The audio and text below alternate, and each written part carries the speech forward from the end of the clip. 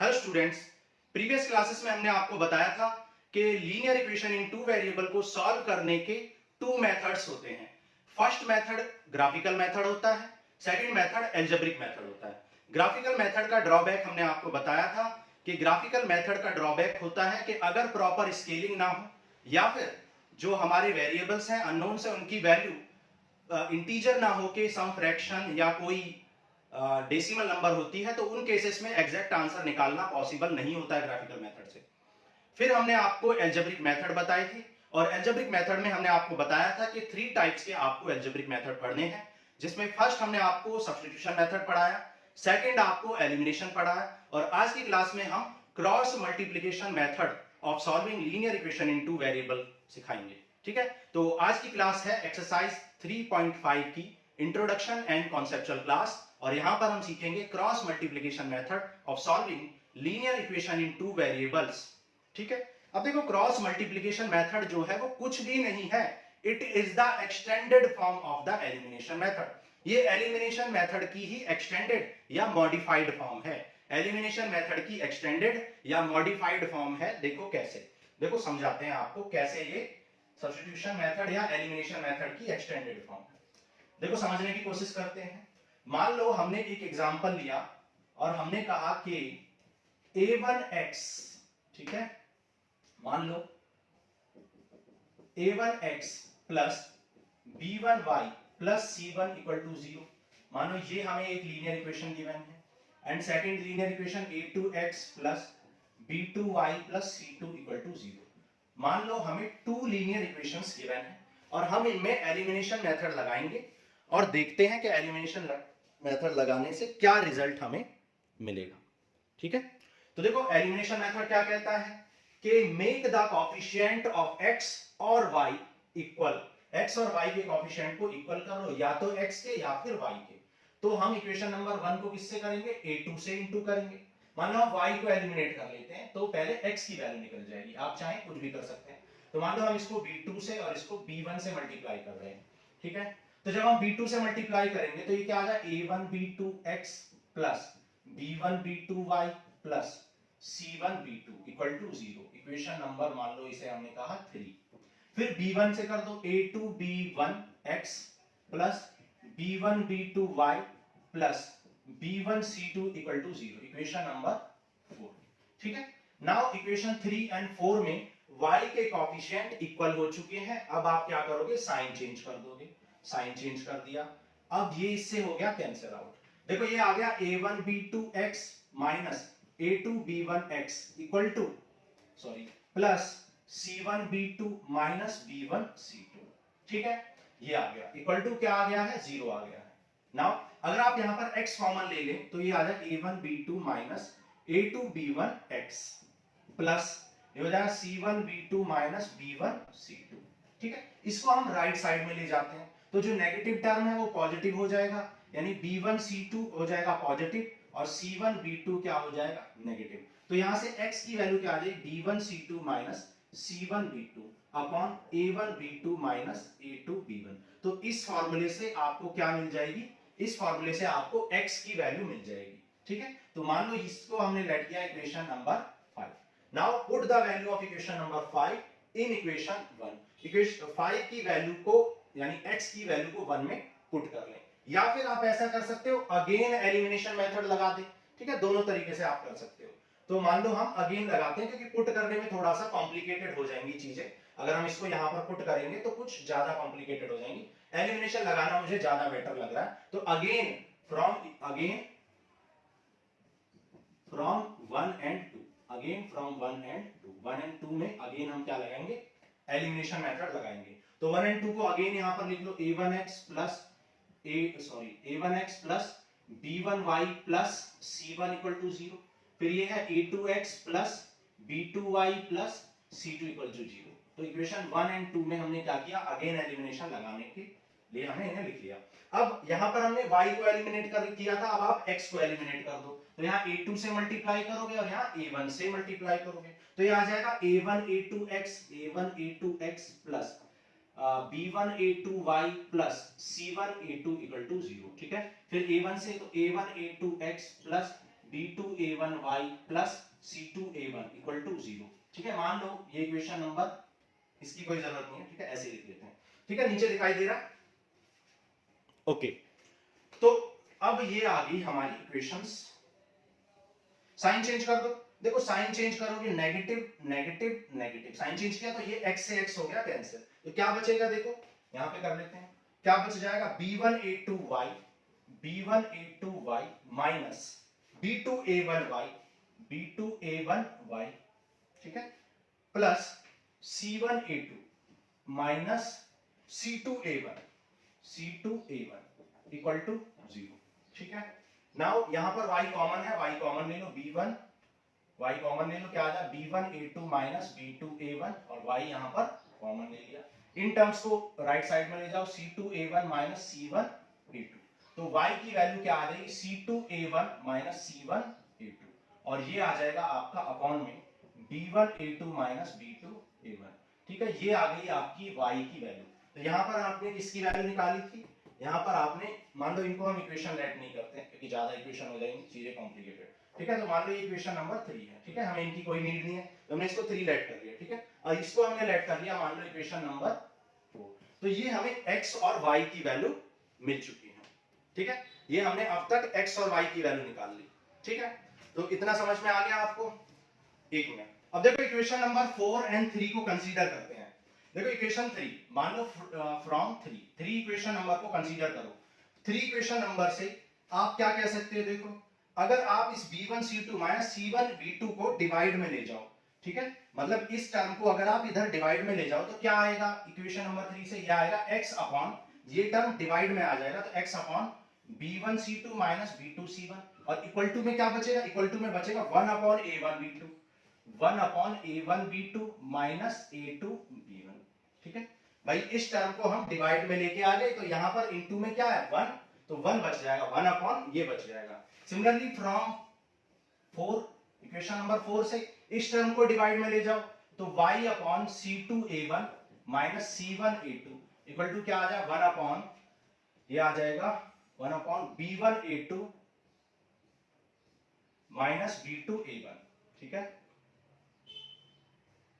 ये आ जाएगा b1a2 minus b2a1।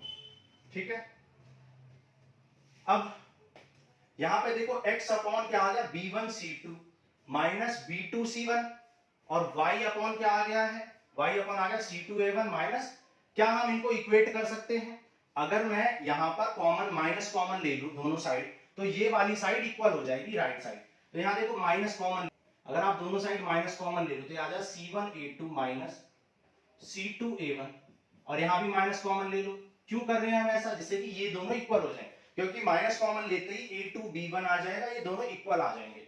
ठीक है, तो यहां आ जाएगा b2a1 माइनस b1a2, माइनस से माइनस हो गया कैंसिल, और ये मान लो इक्वेशन नंबर 6 है। तो आप देख सकते हो इक्वेशन नंबर 6 में और 5 में राइट साइड इक्वल है, ये भी a1b2 है, ये भी a1b2 है, ये भी a2b1 है, ये भी a2b1 है, तो राइट साइड इक्वल है, तो तीनों इक्वल आ जाएंगे, क्योंकि आप कह सकते हो a इक्वल टू b है और c इक्वल टू b भी है, तो a b c तीनों इक्वल हो जाएंगे, तो यहां पर इसलिए तीनों को इक्वल कर लेंगे। x upon b1c2 minus b2c1 equal to y upon c1a2 minus c2a1 equal to 1 upon b2a1 minus b1a2। ठीक है, तो इसी को हम क्या कहते हैं, क्रॉस मल्टीप्लिकेशन मेथड। ठीक है, क्रॉस मल्टीप्लिकेशन मेथड कहते हैं। क्यों कहते हैं क्रॉस मल्टीप्लिकेशन मेथड, इसको अभी आपको बताएंगे, नोट करो, नीचे दिखाई दे रहा है। ठीक है, तो अभी आपको बताते क्यों इसे क्रॉस मल्टीप्लिकेशन मेथड हम बोलते हैं। देखो इसको हम ऐसे लिख के देखते हैं, b1 b2 c1 c2, ठीक है, इक्वल टू y अपॉन, इसको लिखो c1 c2 a1 a2, और इसको लिखो 1 अपॉन a1 a2 और b1 b2। अब आप देखो कि अगर इनको हम क्रॉस मल्टीप्लाई करें तो आपको यही टर्म मिल जाएंगे। देखो b1 c2 minus b2 c1, फिर c1 a2 minus c2 a1, और a1 b2 minus a2 b1। ठीक है, a1 b2 माइनस a2, तो मतलब इस इक्वेशन को हम ऐसे लिख सकते हैं, और यहां पर हम क्रॉस मल्टीप्लिकेशन मेथड का, क्रॉस मल्टीप्लिकेशन यूज कर रहे हैं, क्रॉस मल्टीप्लाई यूज कर रहे हैं, इसलिए इस मेथड को cross multiplication method of solving pair of linear equation into variable कहते हैं।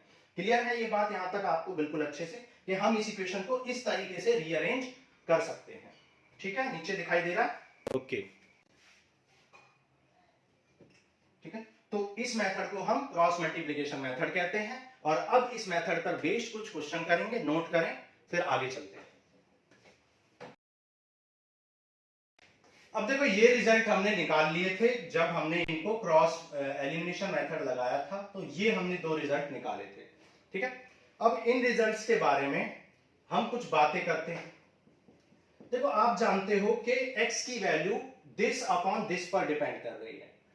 अब यहां पर अगर इस फंक्शन की वैल्यू पर दो केस बनेंगे, इस फंक्शन की वैल्यू के दो केस हो सकते हैं। केस नंबर फर्स्ट क्या है कि हो सकता है कि a1 b2 minus a2 b1 क्या हो जाए, जीरो हो जाए। ठीक है, या नॉट इक्वल टू जीरो को फर्स्ट केस ले लो। और केस सेकंड क्या हो सकता है, केस सेकंड हो सकता है a1 b2 minus a2 b1 zero हो जाए। यहां पर दो केस बन सकते हैं।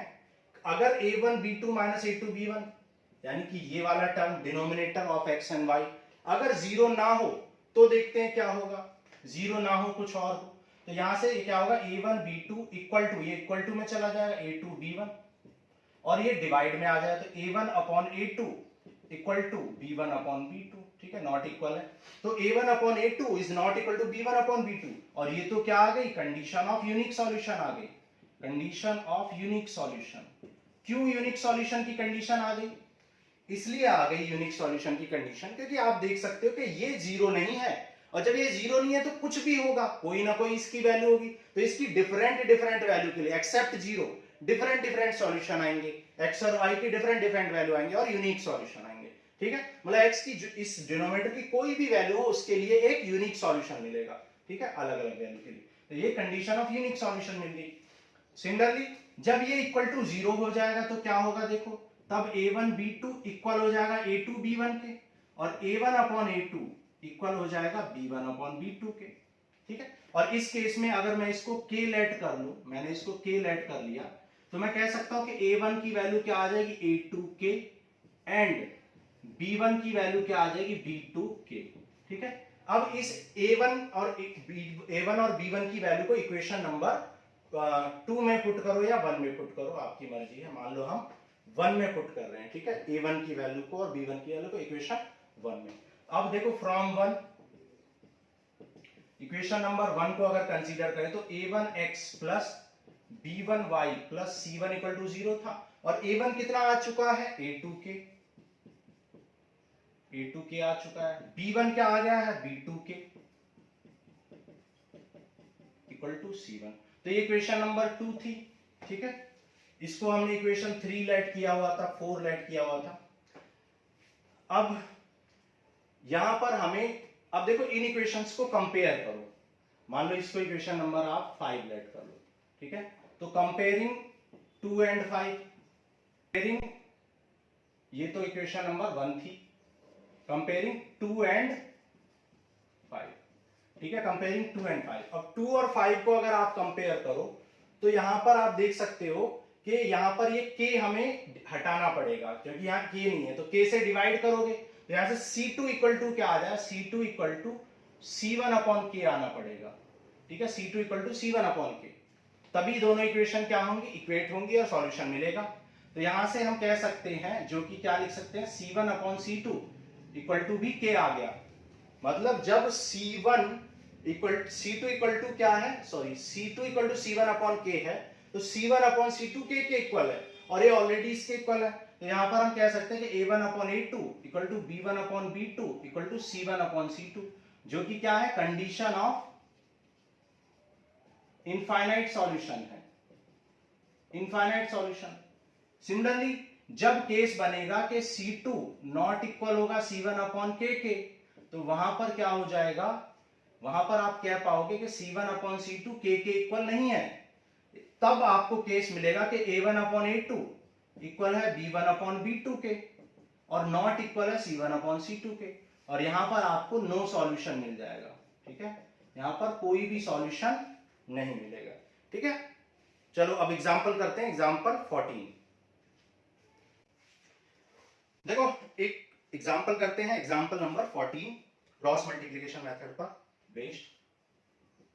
एग्जांपल नंबर 14 कह रहे, एग्जांपल 14 में from a bus stand in Bangalore if we buy 2 ticket to Malleshwaram and 3 ticket to Yeshwanthpuram the total cost is 46। अगर 2 टिकट हम मलेश्वरम के और 3 टिकट हम यशवंतपुरम के खरीदें तो हमें 46 रुपए 46 रुपए पे करने पड़ते हैं। अगर हम 3 टिकट्स मलेश्वरम के और 5 टिकट यशवंतपुरम के परचेज करें तो हमें 75 रुपीज हमें देने पड़ते हैं। ठीक है, find the fares from the bus stand to Malleshwaram and Yeshwanthpuram. ठीक है, तो सबसे पहले हम लेट कर लेंगे, जो चीज हमसे पूछी जाती है उसी को लेट कर लेते हैं। लेट द फेयर ऑफ, पहले बोला है Malleshwaram, fare of Malleswaram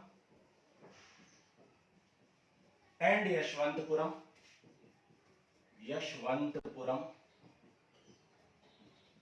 is x and y rupees respectively. ठीक है, x and y rupees respectively. हमने लेट कर लिया कि मलेश्वरम का कितना फेयर है x रुपीज और यशवंतपुरम का कितना है y रुपीज है। ठीक है, अब इक्वेशंस आप बनाने सीख ही चुके हो तो आप डायरेक्ट थोड़ा सा इक्वेशन बनाएंगे। भाई मलेश्वरम के 2 टिकट्स है तो डबल हो जाएगा 2x, और 3 टिकट्स कहाँ के हैं यशवंतपुरम के, तो 3y हो जाएगा चार्ज, और टोटल कितना है 46। ठीक है, फिर मलेश्वरम के कितने टिकट हैं 3 और यशवंतपुरम के 5 है और कितना पे करना है 74। ठीक है, तो टोटल फेयर इतना है। ठीक है, इक्वेशंस बनानी अब आप सीख ही चुके हो। क्या करना है, देखो 2x कितना ट्वाइस हो जाएगा, यशवंतपुरम के 2 टिकट है तो डबल, और इसके 3 टिकट है ट्रिपल, और टोटल कॉस्ट 46 है। इसी तरीके से यहाँ पर है। ठीक है, अब देखो क्रॉस मल्टीप्लिकेशन मेथड यहाँ लगाते हैं। x अपॉन, देखो क्या करोगे, जब x को लिखोगे तो आप क्या करोगे, इनको x को लिखोगे तो x को हाइड कर लो, बाकी को लिख दो 3, 5, 46 एंड 74। ठीक है, फिर इक्वल टू, फिर इनको रिपीट कर दो, 46 एंड 74 को एज इट इज लिख दो, फिर y वाले को हाइड करो, 46 74 ऑलरेडी लिख चुके हैं तो बचा क्या 2 3, फिर 1 अपॉन 2 3 को रिपीट कर लो, और फिर बचा क्या, कांस्टेंट वाले टर्म को छोड़ देंगे और 2 3 लिख चुके हैं तो क्या बचा 3 5। ठीक है, तो जब x को लिखेंगे तो x को हाइड करेंगे, बाकी को लिख देंगे, y को लिखेंगे तो y को हाइड लिख देंगे, बाकी को लिख देंगे, और जब कांस्टेंट टर्म को लेंगे कांस्टेंट को हाइड कर देंगे, बाकी को लिख देंगे। लेकिन ध्यान ये रखना है कि जब y को हाइड करेंगे, ध्यान ये रखना है कि यहाँ रिपीट करना है, जो चीज यहाँ पे एंड हुई है वहीं से स्टार्ट करेंगे। ठीक है, जहां एंड हुई है वहीं से स्टार्ट करेंगे, ये बात भी आपको ध्यान रखनी है। तो ये फॉर्मूले को याद रखने का भी तरीका है, इस तरीके से आप फॉर्मूला याद भी रख सकते हो। एक बात और मैं आपको बतानी भूल गया कि जब हम इक्वेशंस को इस फॉर्म में लेते हैं a1x plus b1y plus c1 equal to 0, यानी और a2x plus b2y plus c2 equal to 0, इस फॉर्म में जब हम इक्वेशंस को लेते हैं तो यहाँ पर क्या लिखते हैं 1 लिखते हैं। लेकिन अगर c1 c2 को राइट साइड में, मतलब ऐसे लिखते हैं, इक्वल टू में लिखते हैं जब c1 c2 को यहाँ पर, तब आप यहाँ पर -1 लेते हैं। ठीक है, तो मैं आपको रिकमेंड करूंगा ये कंफ्यूजन क्रिएट ना करें, आप हमेशा लेफ्ट साइड में लाके ही इक्वल टू 0 करके ही ये लगाएं और यहाँ पर 1 ही याद रखें, नहीं तो कंफ्यूजन हो जाता है बच्चों को। ठीक है, नाउ अब आप सॉल्व कर लो। 74 3 जा 3 4 जा 12, 3 7 जा 21 एंड 1 ट्रिपल 2 हो गया, 5 6 जा 30, 5 4 जा 20, तो 23 आ जाएगा, 30 ये आ जाएगा, 3 6 जा 18, 1 3 4 जा 12 एंड 1 13, 2 4 जा 8, 2 7 जा 148। ठीक है, 1 अपॉन 5 2 जा 10, 3 3 जा 9, तो ये आ गया x अपॉन कितना आ जाएगा ये -8, और ये आ जाएगा y अपॉन -10, और ये आ जाएगा 1 अपॉन 1। सो कंपेयर करेंगे फर्स्ट एंड थर्ड को, तो x अपॉन -8 की वैल्यू क्या आ जाएगी 1, सो x आ जाएगा -8। ठीक है, अच्छा हमने गलती कर दी फिर से, जो चीज मैं आपको बता रहा था वही, कि हमने राइट साइड में c1 c2 को लिया है तो यहाँ क्या लिखोगे माइनस लिखोगे, है ना, जैसे कि मैंने बताया कि माइनस लिखेंगे यहाँ पर, तो ये माइनस हो जाए तो -8 इंटू दिस क्या आ जाएगा +8 आ जाएगा। ठीक है, सिमिलरली आप फर्स्ट और सेकंड और थर्ड को कंपेयर करो, y अपॉन -10 -1 अपॉन 1, तो y कितना आ जाएगा, मल्टीप्लाई कर दो -1 इंटू -10, तो y आ जाएगा आपका 10। ठीक है, तो x आ गया 8 और y आ गया आपका 10। आप चेक भी कर सकते हो भाई, 2 टिकट्स थे मलेश्वरम के तो 2 8 जा 16, 16 रुपए हो गए, प्लस और 10 रुपए के हिसाब से 3 टिकट के 30 रुपए हो गए, तो कितने रुपए हो गए 46, जो कि करेक्ट है।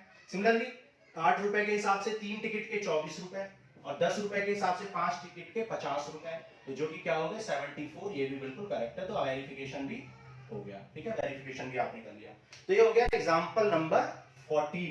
ठीक है, एग्जांपल 15 करते हैं, नोट कर लो।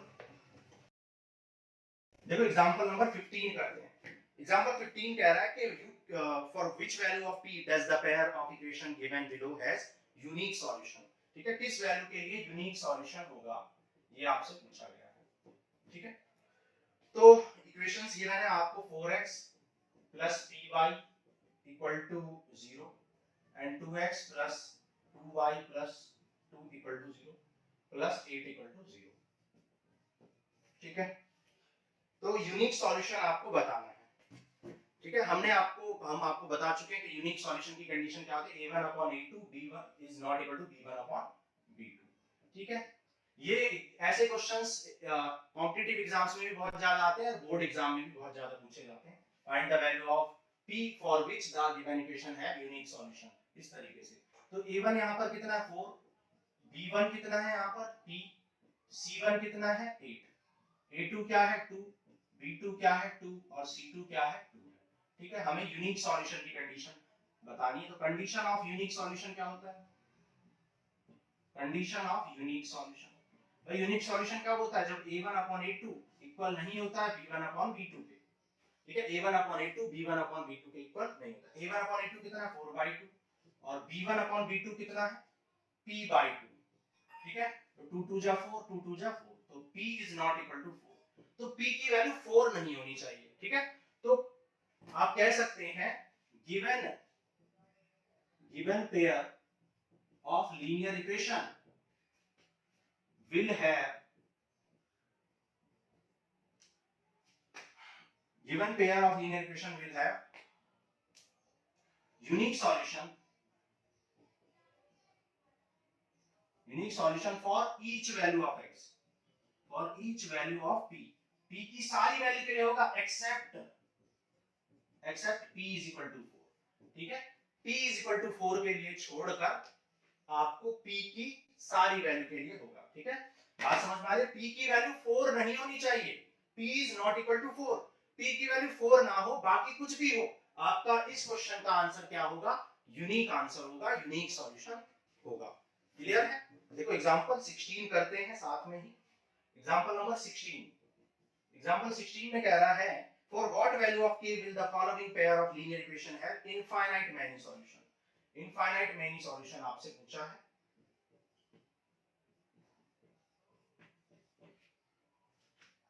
ट्वेल्व एक्स प्लस के वाई माइनस के इक्वल टू 0, ठीक है, इक्वेशन 1 एंड इक्वेशन नंबर 2, ठीक है। इनफाइनाइट मेनी सॉल्यूशन, आप जानते हो कंडीशन ऑफ इनफाइनाइट क्या होती है, ठीक है। कंडीशन ऑफ पहले हम निकाल लेते हैं, मान लो a1 कितना है a, b1 3, c1 minus k minus 3, a2 क्या है 12, b2 क्या है a एंड c2 क्या है minus 3, okay. Now a1 upon a2 condition क्या होती है, condition of infinite solution, infinite solution की कंडीशन क्या होती है, a1 upon a2 equal to b1 upon b2 equal to c1 upon c2, तीनों इक्वल होनी चाहिए, है ना, ओवरलैपिंग होनी चाहिए इनफाइनाइट सॉल्यूशन के लिए। ये कितना k upon 12 equal to 3 upon k equal to minus k minus 3 upon minus k, minus से माइनस कैंसिल, यहां पर इसको सॉल्व कर लो, फर्स्ट एंड सेकंड को, k स्क्वायर इक्वल टू क्या आ जाएगा 12 3 जा 36, तो k आ जाएगा प्लस माइनस 6। सिमिलरली इनको कंसीडर कर लो, इन दोनों को, तो 3k equal to k square minus 3k, तो हो जाएगा k स्क्वायर 3k इधर जाएगा तो 6k equal to 0, so k common ले लो, k माइनस 6 इक्वल टू 0, यहां से k आ जाएगा 0 और k आ जाएगा 6, ठीक है। तो k क्या आ गया 0 और k आ गया आपका 6, तो यहां तक हमने k की वैल्यू निकाल ली। क्लियर, क्लियर है। तो यहां तक हमने देखा। अब देखो यहां से k की क्या वैल्यू निकल के आई है, यहां से k की दो वैल्यू निकली है, एक तो +6 या फिर -6। तो इस कंडीशन को सेटिस्फाई करने के लिए k की वैल्यू क्या होनी चाहिए 6 और -6, लेकिन इस कंडीशन को सेटिस्फाई करने के लिए k की वैल्यू 0 होनी चाहिए या 6, लेकिन दोनों, क्यों हम तो चाहते हैं दोनों कंडीशन सेटिस्फाई हो, हम तो चाहते हैं ये भी इसके इक्वल हो और ये भी इसके इक्वल हो, हम दोनों चीजें चाहते हैं। तो ऐसी कौन सी कंडीशन मिल रही है जो दोनों को सेटिस्फाई कर रही है, k इक्वल टू 6, तो k equal to 6 is the value, which satisfying both conditions, ठीक है, दोनों कंडीशन को सेटिस्फाई कर रहे हैं, इस कंडीशन को भी और इस कंडीशन को भी, ठीक है। तो k इक्वल टू क्या आ जाएगा 6, तो k की वैल्यू 6 होनी चाहिए, तब जाके आपका जो सॉल्यूशन होगा वो कैसा हो जाएगा, इनफाइनाइट मैनी सॉल्यूशन हो जाएगा, ठीक है। So this ends with your introduction and conceptual class of exercise 3.5, that is cross multiplication method of solving pair of linear equation in two variable. अब नेक्स्ट क्लास में हम करेंगे एक्सरसाइज 3.5, जिसमें हम क्रॉस मल्टीप्लिकेशन मेथड पर based questions की practice करेंगे। तो आज के लिए इतना ही, थैंक यू।